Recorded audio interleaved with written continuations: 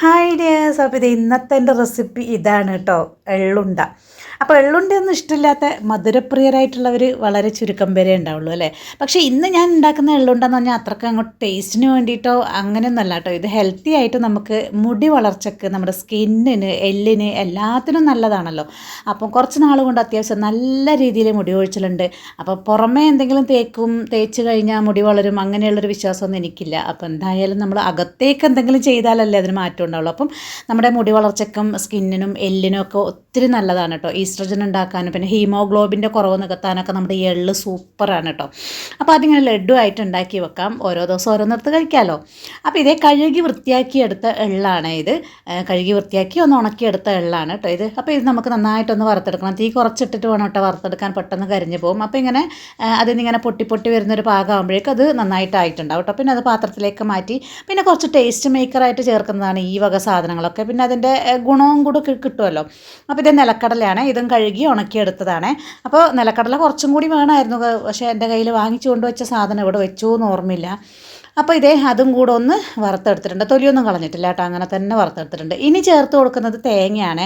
ഈ തേങ്ങയ്ക്ക് പകരം നിങ്ങളുടെ കയ്യിൽ ഡെസിക്കേറ്റഡ് തേങ്ങ ഉണ്ടെന്നുണ്ടെങ്കിൽ അത് ചേർക്കുന്നതായിരിക്കും ബെറ്റർ. ഇങ്ങനെ ലഡുവൊക്കെ ഉണ്ടാക്കി വെക്കും, അതായത് കുറച്ച് നാൾ സൂക്ഷിക്കാനൊക്കെ ആണെന്നുണ്ടെങ്കിൽ. എൻ്റെ കയ്യിൽ അതില്ല, അപ്പോൾ അതുകൊണ്ട് ഞാൻ നോർമൽ തേങ്ങയാണ്.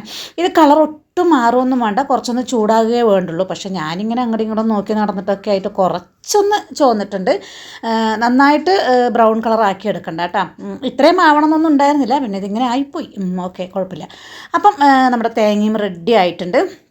അപ്പോൾ ഇനി നമുക്ക് വേറെ പരിപാടികളൊന്നുമില്ല കേട്ടോ. ഇനിയിപ്പം മധുരത്തിന് ആവശ്യമായിട്ടുള്ള ശർക്കര ഒന്ന് ഉരുക്കിയെടുക്കണം. അത് ഞാൻ ഉരുക്കി ഓൾറെഡി വെച്ചത് എൻ്റെ കയ്യിലുണ്ട് കേട്ടോ. അപ്പോൾ ഇത് നമ്മുടെ നിലക്കടലയും ആ തേങ്ങയും കൂടെ ആദ്യം ഞാൻ നന്നായിട്ടൊന്ന് പൊടിച്ചെടുത്തിട്ട് വന്നു കേട്ടോ. അത്യാവശ്യം നന്നായിട്ട് തന്നെ ഒന്ന് പൊടിച്ചെടുത്തിട്ടുണ്ട്. തേങ്ങയും നിലക്കടലയും ആദ്യം ഒന്ന് പൊടിച്ചെടുക്കുന്നുണ്ട്. എള്ള് കുറച്ച് അധികം ഞാൻ പൊടിക്കാത്തതുകൊണ്ടാണ് ഇത് രണ്ടും വേറെ തന്നെ പൊടിച്ചെടുത്തത് കേട്ടോ. എള്ള് ഞാൻ ജസ്റ്റ് ഒന്ന് കറക്കി എടുക്കുകയുള്ളൂ. ഇത് നിങ്ങൾക്ക് നന്നായിട്ട് പൊടിയണമെന്നുണ്ടെന്നുണ്ടെങ്കിൽ അതും ഇതിൻ്റെ ഒപ്പം പൊടിക്കാം. അപ്പം നമ്മുടെ തേങ്ങയും കടലയും പൊടിച്ച് മാറ്റിയതിനകത്തേക്ക് പിന്നെ നമ്മുടെ എള്ളും കൂടെ ചേർത്ത് പൊടിച്ചെടുക്കുന്നുണ്ട്. ഞാൻ പറഞ്ഞ പോലെ എള്ള് ജസ്റ്റ് ഒന്ന് 2 കറക്കം മാത്രമേ കറക്കുന്നുള്ളൂ കേട്ടോ. അങ്ങനെ കാര്യമായിട്ട് പൊടിക്കുന്നൊന്നുമില്ല. നന്നായിട്ട് പൊടിക്കണമെന്നുണ്ടെങ്കിൽ അങ്ങനെയും ചെയ്യാൻ കുഴപ്പമൊന്നുമില്ല കേട്ടോ. അപ്പോൾ ഞാൻ എന്തായാലും എള്ളിത്തിരി കടിക്കുന്ന പാകത്തിന് തന്നെ പൊടിച്ചെടുക്കുന്നുണ്ട്. അപ്പോൾ അങ്ങനെ ഇത് നമ്മുടെ എള്ളൊക്കെ പൊടിച്ചെടുത്തിട്ട് വന്നിട്ടുണ്ട് കേട്ടോ. ഇനി ഒരു പണിയുമില്ല, നമുക്ക് ആവശ്യമുള്ള മധുരം ചേർക്കണം, ഉരുട്ടിയെടുക്കണം. അപ്പം ഞാനിവിടെ സാധാരണ ഞാൻ ഉദ്ദേശിച്ചത് ഇതിങ്ങനെ പൊടിയായിട്ട് തന്നെ സൂക്ഷിച്ച് ഓരോ സ്പൂണ് കഴിക്കാമെന്നാണ് കേട്ടോ. പക്ഷേ മോൾക്ക് അങ്ങനെയൊന്നും കഴിക്കാൻ ഇഷ്ടമില്ല. അപ്പോൾ അവൾക്ക് ലഡുവായിട്ട് തന്നെ കഴിക്കണം എന്നുള്ളതുകൊണ്ടാണ് ഇനിയിപ്പോൾ ഉരുട്ടാൻ പോകുന്നത്. അപ്പം കുറച്ച് ടേസ്റ്റിന് വേണ്ടി നെയ്യും പിന്നെ നമുക്ക് മധുരത്തിന് വേണ്ടി ശർക്കര ഉരുട്ടാൻ പാകത്തിന് ശർക്കരപ്പാനിയും കൂടെ ചേർത്ത് കൊടുക്കുക കേട്ടോ. അത് നമ്മുടെ ഇഷ്ടത്തിനനുസരിച്ച് ചേർത്ത് കൊടുക്കുക. ഒരുപാട് മധുരം ഞാൻ ആക്കുന്നില്ല, ഞാൻ ജസ്റ്റ് ഉരുണ്ട് വരുന്ന പാകം വരെ മാത്രമേ ആക്കുന്നുള്ളൂ കേട്ടോ. അപ്പം ശർക്കര ഞാനത് ഒരുപാട് ചേർക്കുന്നില്ല. അപ്പോൾ എത്രത്തോളം ഉരുട്ടാൻ പാകത്തിന് ശർക്കര വേണോ അത്രയും കൂടെ ഒഴിച്ച് കൊടുത്തിട്ട് ഇതേ നമ്മൾ നന്നായിട്ട് അതെ ഉരുട്ടിയെടുക്കുക. അപ്പം അത്രയേ ഉള്ളൂ പരിപാടി. ഇത് ഞാൻ നമ്മൾ പറയുന്നത് പോലെ ഒരുപാടൊന്നും നിൽക്കില്ല കേട്ടോ. കാരണം നമ്മളിതിനകത്ത് നിലക്കട തേങ്ങ നമ്മൾ ബ്രൗൺ ആയിട്ടൊന്നും വറുത്തിട്ടില്ലല്ലോ. പിന്നെ അതുപോലെ തന്നെ ശർക്കര പാനിയിലിട്ടിട്ട് നമ്മൾ വിളയിച്ചെടുത്തതല്ലല്ലോ, പാനി ഒഴിച്ചിട്ടും മിക്സ് ചെയ്തതല്ലേ. അപ്പോൾ അതുകൊണ്ട് തന്നെ ഒരുപാട് നേരമൊന്നും നിൽക്കില്ല, ഒരുപാട് ദിവസമൊന്നും നിൽക്കില്ല. ഒരു 2 ആഴ്ചയൊക്കെ മാക്സിമം. പിന്നെ നിങ്ങൾ ബാക്കി ഉണ്ടെന്നുണ്ടെങ്കിൽ ഫ്രിഡ്ജിൽ തന്നെ സൂക്ഷിക്കണം കേട്ടോ.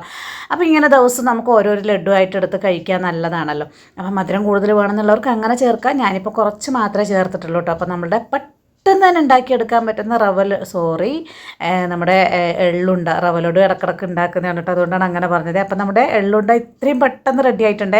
ഇനി ഡെയിലി ഓരോന്നെടുത്ത് കഴിച്ച് നോക്കിയിട്ട് നമ്മുടെ തലമുടിയുടെയൊക്കെ വളർച്ച എങ്ങനെയുണ്ടെന്നൊന്ന് പറയണം. ഇത് മാത്രം കൊണ്ടൊന്നും നടക്കില്ല, നമ്മൾ മുടി നന്നായിട്ട് കെയർ ചെയ്യണം.